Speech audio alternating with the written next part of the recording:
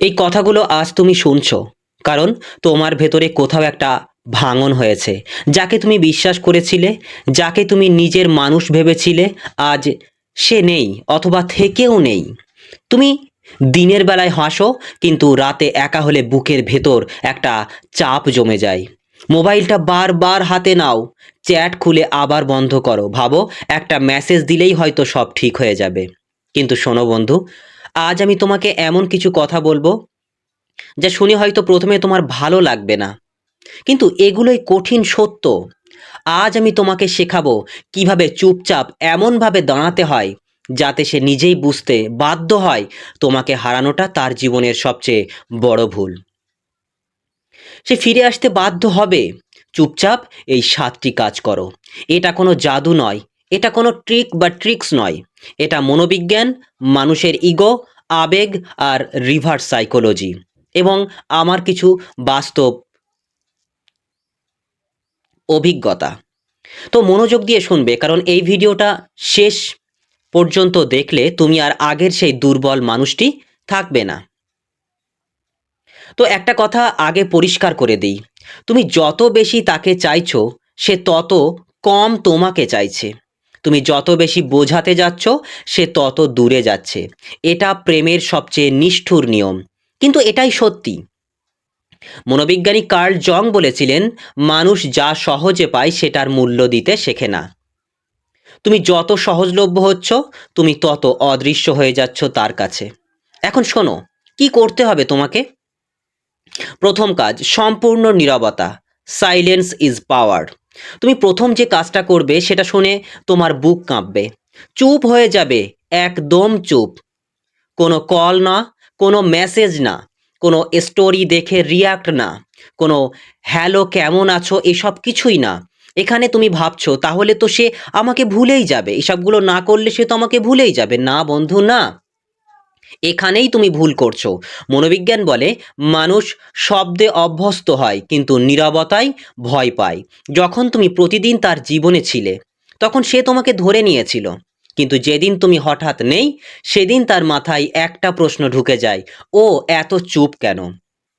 আর এই প্রশ্নটাই তোমার প্রথম জয়। তাই সিগমুন্ড ফ্রয়েড, বিখ্যাত মনোবিদ, বলেছেন মানুষের অবচেতন মন শূন্যতা সহ্য করতে পারে না।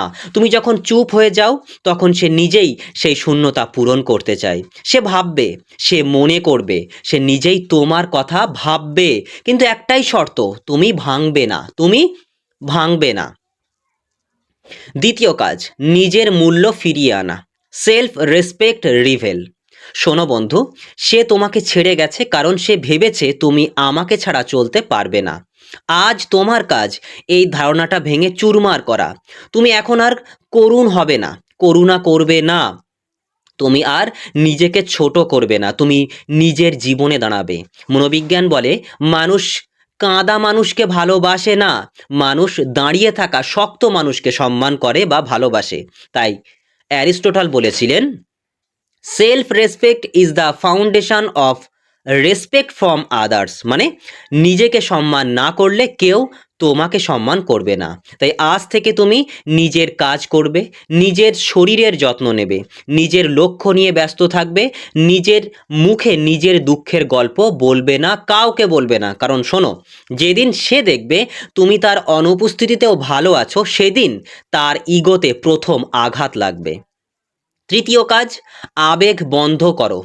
আবেগ বন্ধ করো। রিভার্স সাইকোলজি কি বলছে শোনো, এখানেই সবচেয়ে গুরুত্বপূর্ণ একটি কাজ তোমাকে করতে হবে। আবেগ বন্ধ করো এবং যুক্তি দিয়ে চলো। তুমি যদি আবেগকে কাজ করো তুমি হেরে যাবে, তুমি যদি আবেগে গা ভাসিয়ে দাও তুমি হেরে যাবে, কিন্তু তুমি যদি মাথা ঠান্ডা রেখে চলো তুমি জিতবে। মনোবিজ্ঞান বলে মানুষ সবসময় সেই জায়গায় ফিরতে চায় যেখানে সে নিজেকে গুরুত্বপূর্ণ মনে করেছিল। কি বললাম, আবারও শোনো ভালো করে। মানুষ সব সময় সেই জায়গায় ফিরতে চায় যেখানে সে নিজেকে গুরুত্বপূর্ণ মনে করেছিল। আজকে তুমি যে জায়গাটা তাকে দিয়েছিলে, অবশ্যই তাকে প্রায়োরিটি দিয়েছো, তাকে অনেক অনেক মানে অতিরিক্ত গুরুত্ব দিয়েছো। আজ থেকে তুমি তার কাছে অভিযোগ করবে না, প্রশ্ন করবে না, অতীত টানবে না। তুমি যদি কখনো কথা বলো, যদি সে নিজে যোগাযোগ করে, তখন তুমি শান্ত থাকবে, ছোট্ট কথায় সীমাবদ্ধ থাকবে, কথা লম্বা করবে না, কিন্তু ভদ্রভাবে তোমাকে দূরত্ব রাখতে হবে। আর এটাই রিভার্স সাইকোলজি। তুমি তাকে বোঝাবে না যে তুমি কষ্টে আছো, তুমি তাকে অনুভব করাবে তোমাকে হারিয়ে সে কিছুই হারিয়েছে। তাই নিটসে বলেছিলেন, people does not miss you when you are gone, they miss the feeling you gave them.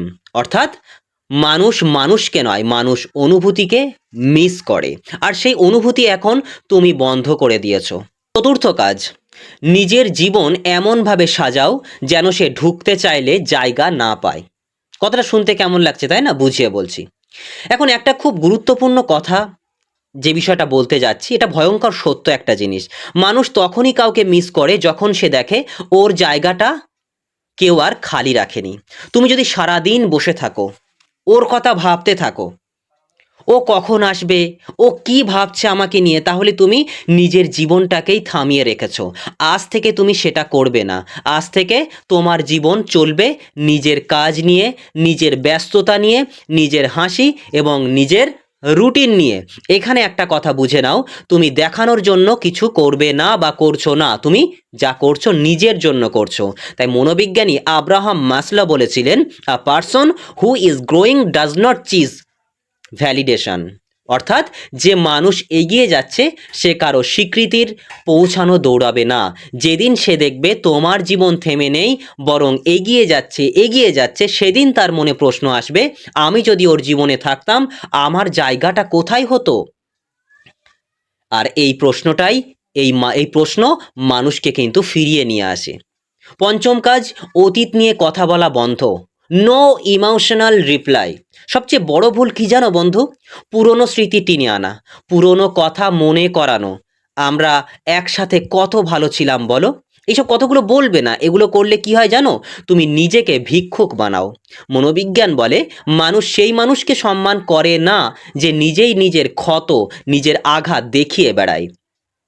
তাই এপিকটিটাস বলেছিলেন, সম্মান চাইলে নিজের কষ্টের ব্যাখ্যা দেওয়া বন্ধ করো। নিজের কষ্টের ব্যাখ্যা দেবে না, তাহলেই সম্মান পাবে। তুমি আজ থেকে অতীত টানবে না। সে টানলে তুমি তখন বিষয়টা আলাদা, বিষয়টা বদলে যাবে। সে আবেগে হলে তুমি শান্ত থাকবে, কারণ আবেগ দেখালে তুমি হারো, কিন্তু স্থির থাকলে তুমি জিতে যাবে। কাজ নম্বর 6, তার নতুন জীবনে নাক গলিও না। এটা খুব কঠিন কাজ, কিন্তু এটাই সবচেয়ে কার্যকর। সে কার সাথে আছে, কি করছে, কার স্টোরিতে কি উঠছে, এইসব আজে বাজে কথা, এইসব কিছু থেকে নিজেকে সরিয়ে নাও। কারণ শোনো, মনোবিজ্ঞান বলে যে মানুষ সব কিছু জানে তাকে কেউ গুরুত্ব দেয় না। তাই মার্কাস অ্যারেলিয়াস বলেছিলেন, don't waste time watching others lives, don't waste this time others live. অর্থাৎ অন্যের জীবনে তাকিয়ে নিজের সময় নষ্ট করো না। বারবার বলছি, অন্যের জীবনে তাকিয়ে তুমি তোমার জীবন নষ্ট করো না। যেদিন তুমি সত্যিই আগ্রহ হারাবে সেদিন সে প্রথমবার আগ্রহী হয়ে উঠবে। আর এটাই রিভার্স সাইকোলজি। সে তোমার প্রতি অবশ্যই আগ্রহী হবে যখন তুমি তার প্রতি আগ্রহ বন্ধ করে দেবে।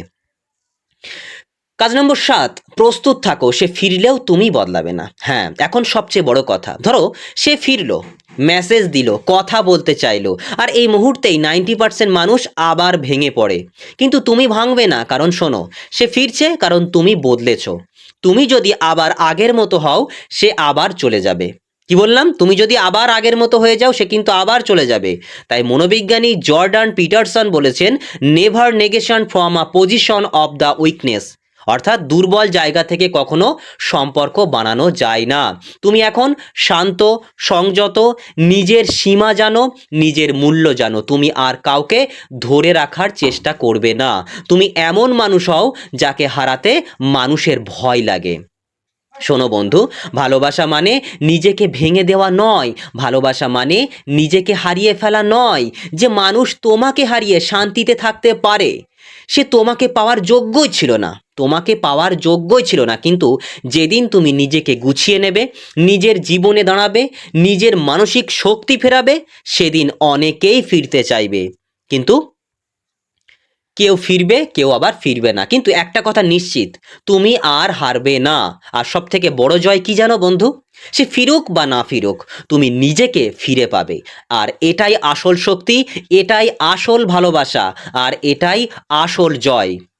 যদি তুমি পুরো ভিডিওটি মন দিয়ে শুনে থাকো, কমেন্টে শুধু একটা কথা লেখো, আমি নিজের কাছে ফিরে এসেছি। কি লিখবে? আমি নিজের কাছে ফিরে এসেছি। আর যদি মনে হয় এই কথাগুলো কারো জীবনে কাজে লাগবে, তাহলে ভিডিওটি শেয়ার করো, কারণ আজ তোমার মতো কেউ চুপচাপ লড়াই করছে। সো চলো তাহলে আজকে এই পর্যন্তই থাক, পরবর্তী পর্বে আবার তোমাদের সঙ্গে দেখা হবে।